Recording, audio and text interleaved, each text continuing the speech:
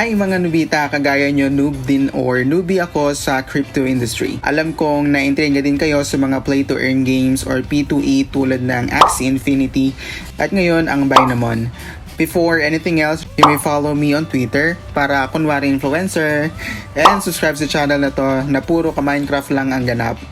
Charot. Alam ko na-encounter niyo na yung mga tanong na ito. How to connect wallet na walang clickable button, di ako makabili ng Z1 Monster, nasa P2E na ako at may monster pero may error na Staked NFTs. Ano yun?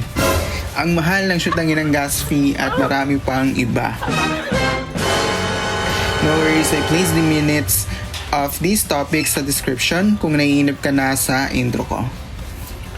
Let's start. How to buy cards or monsters. Unang-una, you need to buy tokens sa BNRG website using your Trust Wallet. Ano yung Trust Wallet? Let's find out later ha. Here are the few steps I followed para makabili ng BMON token using Gcash. No worries, I will upload separate videos for that detailed steps. First, I downloaded the Binance app through mobile. Then, gumawa ako ng account. Make sure na verified ka for larger transactions. Second, I bought USDT na crypto inside Binance and paid the amount using Gcash.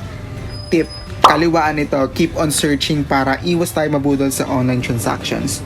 I will make a detailed presentation about it. Third, exchange the USDT crypto to BNB cryptocurrency. Iyan ang isa sa mga exchange-based token ng BNRG. Fourth, I created an account in Metamask via desktop. And why desktop? Kung meron namang mobile app.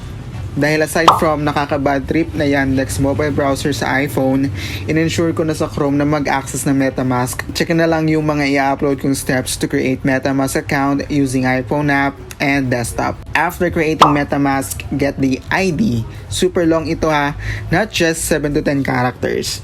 At gamitin sa pag-withdraw ng BNB token using your Binance app. One eternity later.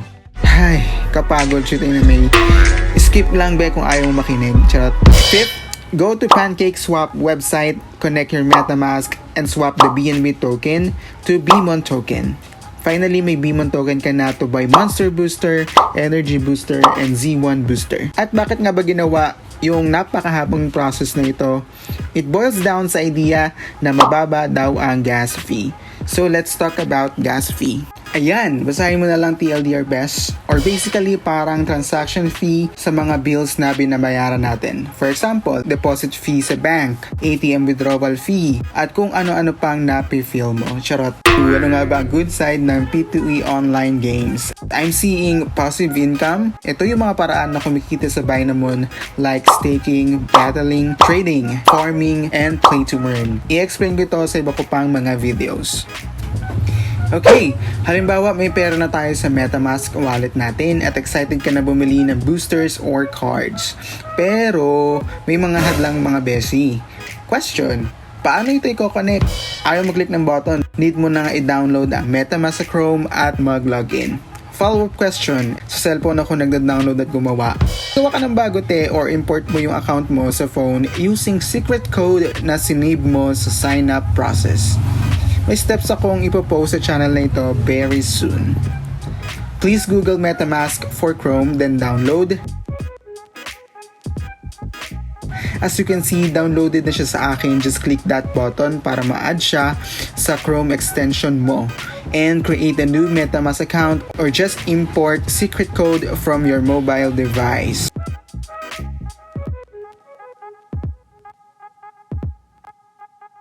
Punta tayo sa metamask.io to download the extension.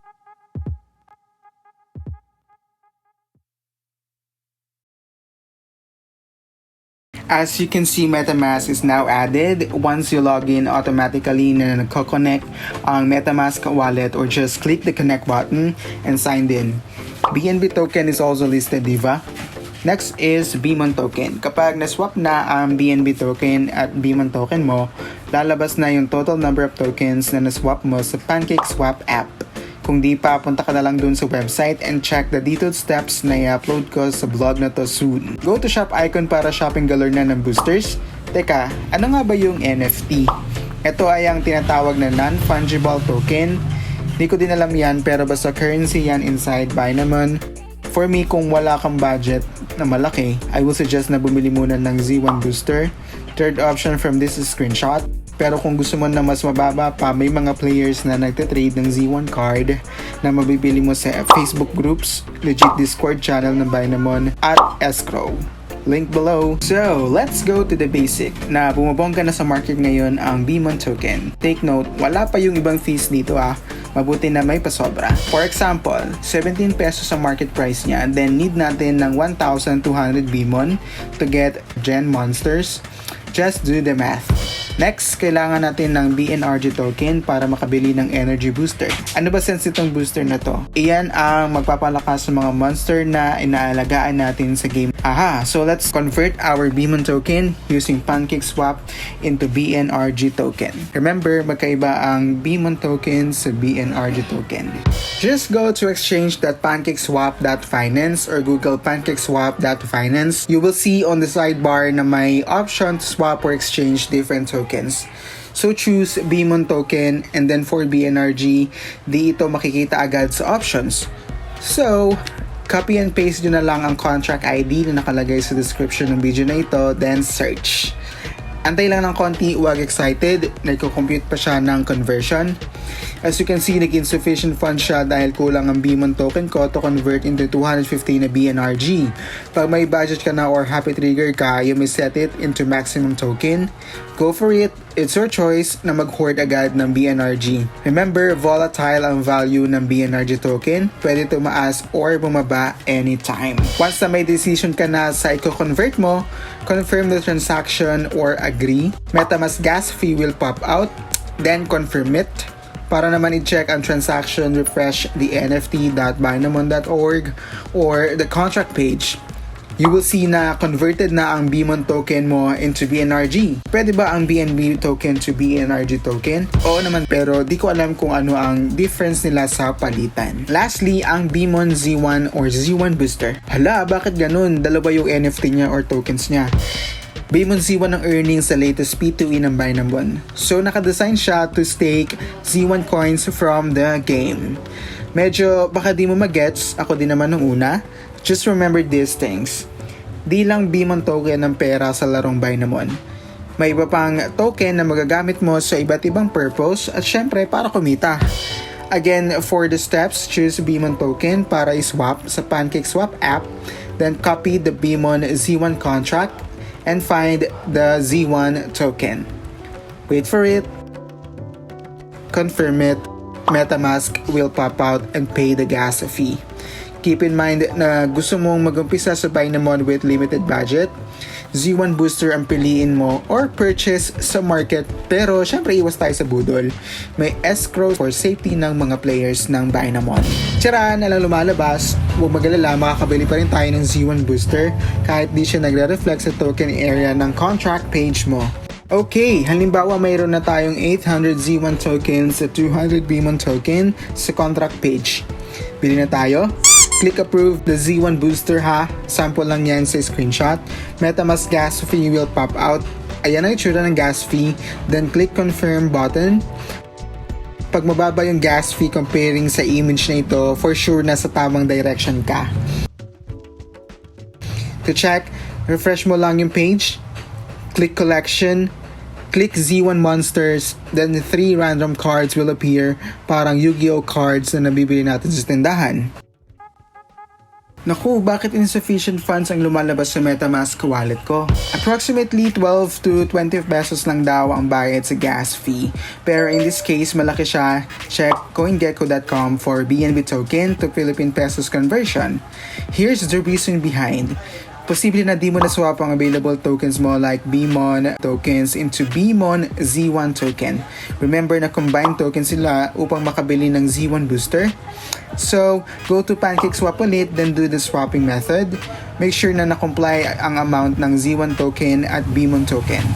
As of the moment, 800 Z1 token ang required with combination of 200 BMON tokens para makabili tayo ng Z1 booster. Mag-iiba yan once they reach quota. Gas fee is waiving as well.